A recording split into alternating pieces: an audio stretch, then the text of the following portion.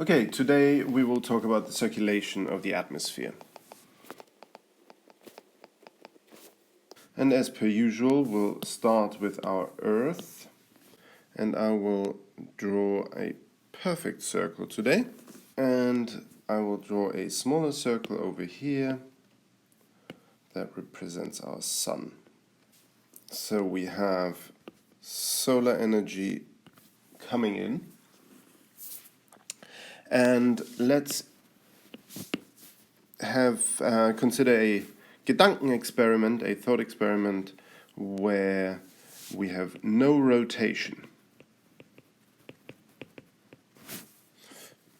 So this is the idea of an Earth that is going around the Sun, but always faces the same side to the Sun.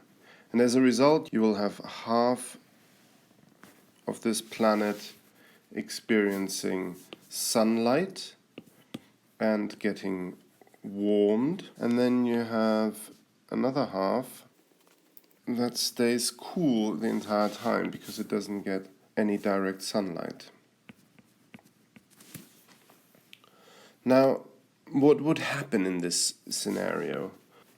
The most energy would be absorbed in this region right here, and then less up here and nothing on this side.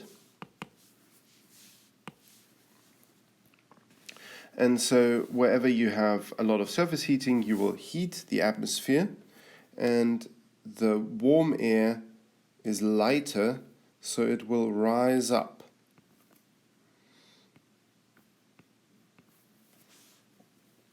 To a certain height, and in our atmosphere that's typically about 10 to 15 kilometers near the equator.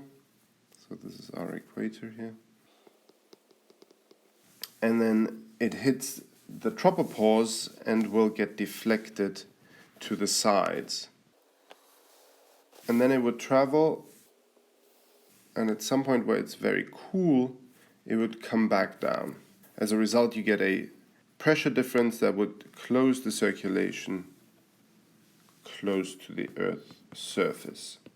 And you would have hemispheric symmetry, so the same thing would happen over here. So this is the case for a non-rotating Earth. Before we consider Earth, we will look at the scenario of a slow rotation, such as, for example, Venus. Venus rotates much more slowly than Earth, namely at 243 Earth days for one rotation. And the reason why this makes a difference compared to Earth's rotation is because the Coriolis effect is much less, and we'll talk about Coriolis in a minute. So as soon as you have a slow rotation around its axis, angular speed is typically omega, capital omega. What happens is that the equator now everywhere gets exposed to sunlight. And so, not all the time, but for half the day, right? Or for half the Venus day. And so the most sunlight will be absorbed near the equator. And then it'll become less as you go out.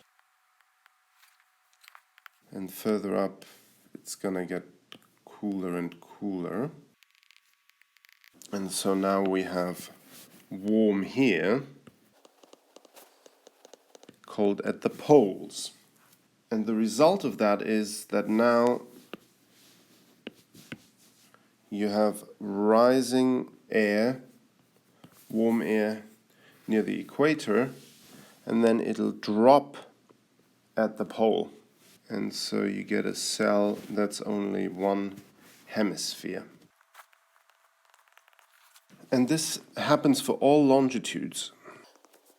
Yeah, so you always have air rising in the warmest climates near the equator, and as the air rises, it has to be filled in from higher latitudes, and once it hits the tropopause here, it diverges to the sides towards the higher latitudes, and that creates these circulation cells.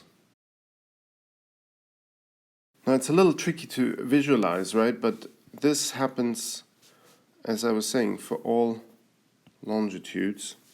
So you can imagine the same cell occurring everywhere. These cells are called Hadley cells. George Hadley was an English lawyer and amateur meteorologist who suggested the dynamics of these cells in the early 18th century. So in this case, strong face, no beard, big white wig.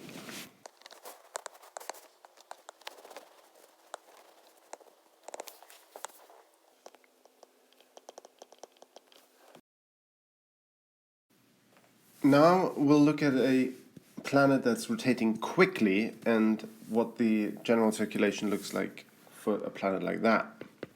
And the reason why we do this is because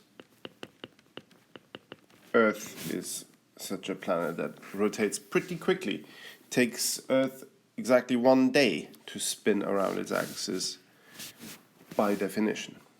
So let me draw my Earth again. So since Earth is spinning, you again, as before, have a warmer lower latitudes and then cooler high latitudes.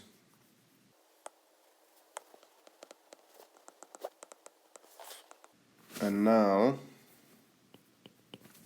we have a large omega, large angular velocity, namely 1 day per rotation. In this situation, we have one extra effect that becomes very important, and that is the Coriolis force. And I'll do an extra video on the Coriolis force after this. The result for the atmospheric circulation of the Coriolis force is that it breaks up the Hadley cell, and instead of having one hemispheric cell now, we have 3 smaller ones. And the Hadley cell then is only the one that we talk about here. This is the Hadley cell for Earth, the one at the equator.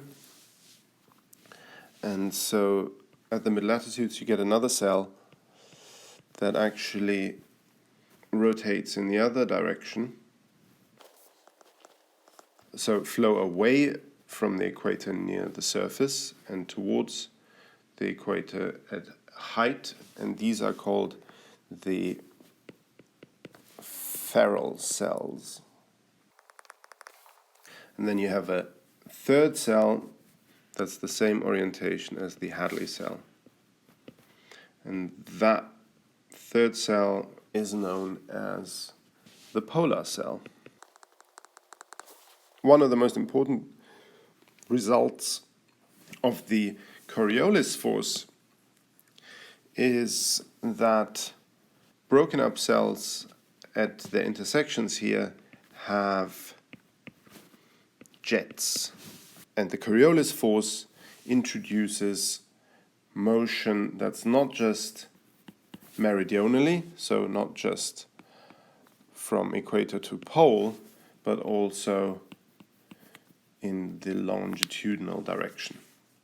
And we'll talk more about longitudinal flow in a minute after we've discussed the Coriolis force in a little more detail.